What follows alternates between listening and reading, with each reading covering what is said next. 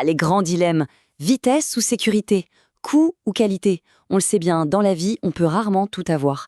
Mais alors, quand on fait face à des objectifs qui s'opposent, comment être sûr qu'on fait le meilleur compromis possible? Eh bien, c'est exactement la question qu'on va explorer ensemble. Pour bien comprendre, prenons un exemple tout simple. Imaginez, il faut faire ce trajet. Le chemin le plus court, pas forcément le plus rapide avec les bouchons. Et le plus rapide, il va peut-être nous coûter un bras en essence. En fait, il n'y a pas de réponse parfaite. Le meilleur chemin dépend totalement de ce qui est le plus important à ce moment précis. Et attention, ce dilemme, il est partout, bien au-delà des trajets en voiture. Dans le monde de l'entreprise, par exemple, on jongle avec ça en permanence. Est-ce qu'on augmente les coûts pour polluer moins?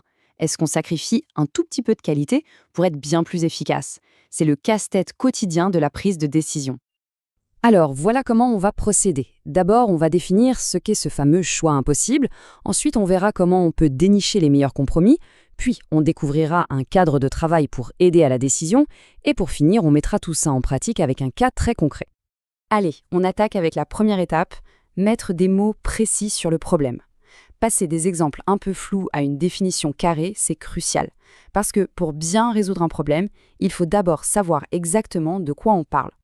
Et voilà le nom savant de la bête, l'optimisation multicritère. Le mot le plus important là-dedans, mais vraiment le plus important, c'est contradictoire. C'est logique, non?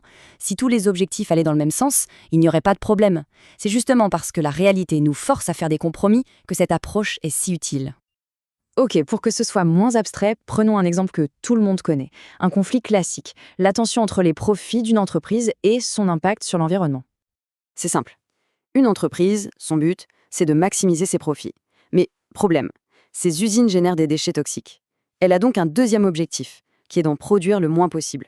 Et en général, produire plus pour gagner plus, ça veut dire polluer plus. Les deux objectifs tirent dans des sens complètement opposés. Bon, par où commencer pour y voir plus clair? La toute première chose à faire, c'est d'éliminer les options qui sont juste mauvaises. C'est ce qu'on appelle une solution dominée.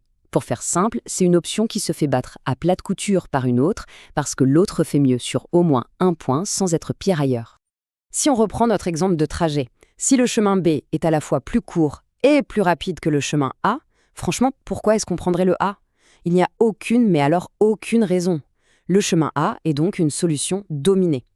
La première étape, c'est de faire ce tri pour se concentrer uniquement sur les vrais choix. Ok, super, on a éliminé toutes les mauvaises options. Et maintenant, comment on fait pour identifier l'ensemble des bonnes solutions? Autrement dit, tous les meilleurs compromis possibles.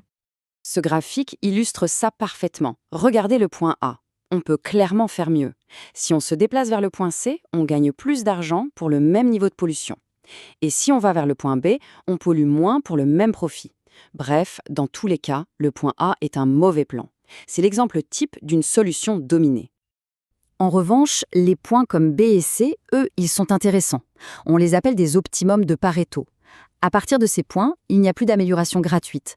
Pour améliorer un critère, il faut forcément en sacrifier un autre. Et ça, c'est un vrai changement de perspective. On ne cherche plus la meilleure solution, mais l'ensemble de tous les meilleurs compromis. Donc, on a cette frontière des meilleurs compromis possibles. C'est bien beau, mais comment on les trouve en pratique, ces points?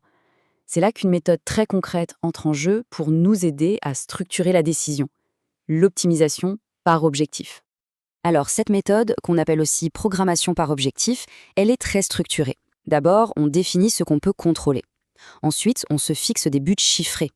Point très important, on ne voit pas ces buts comme des règles absolues, mais comme des cibles flexibles. Et à la fin, on cherche la solution qui s'écarte le moins de toutes ces cibles en même temps. Et cette distinction, elle est vraiment au cœur du truc. Une contrainte dure, c'est non négociable. Un pont doit être connecté des deux côtés, point final. Une contrainte douce, c'est plutôt un souhait, une cible. On aimerait bien rester dans le budget, mais si la meilleure option le dépasse un peu, ça se discute. L'optimisation par objectif transforme nos buts en contraintes douces. Alors comment le modèle mesure cet écart par rapport à la cible? C'est tout bête. Imaginez un budget cible de 100. Si on dépense 90, on a un manque de 10. Si on dépense 110, on a un dépassement de 10. Le boulot du modèle, c'est tout simplement d'essayer de rendre la somme de tous ces écarts, qu'ils soient en plus ou en moins, la plus petite possible. Allez, à cette théorie, on va mettre tout ça en musique. Voyons comment une compagnie minière peut utiliser tous ces concepts pour prendre des décisions bien plus éclairées. Voilà le problème, l'entreprise doit décider combien d'équipes elle envoie dans 2 mines différentes. Et le conflit est évident. La mine 1 coûte plus cher, mais elle est plus sûre et pollue moins.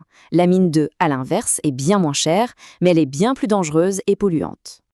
L'entreprise se retrouve donc avec 3 objectifs qui se tirent dans les pattes: le coût, la pollution et la sécurité.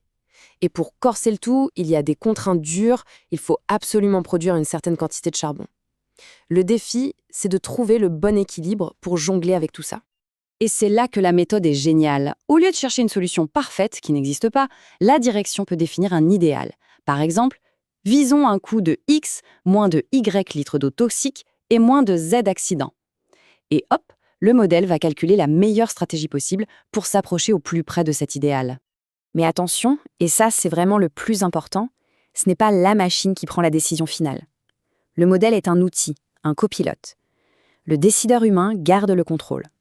Il peut dire au modèle, pour moi, 1 € de budget en plus, c'est moins grave qu'un litre d'eau polluée en plus. En ajustant ses priorités, il peut explorer différents compromis et choisir celui qui correspond le mieux à ses valeurs. Au final, ce cadre nous oblige à faire une chose essentielle: quantifier nos priorités. Il nous force à nous poser la question, est-ce qu'1 € de plus est plus ou moins grave qu'un litre de pollution supplémentaire? Alors la prochaine fois qu'un dilemme se présente, la vraie question n'est peut-être pas seulement de trouver un compromis, mais de définir clairement ce qui, au fond, compte le plus.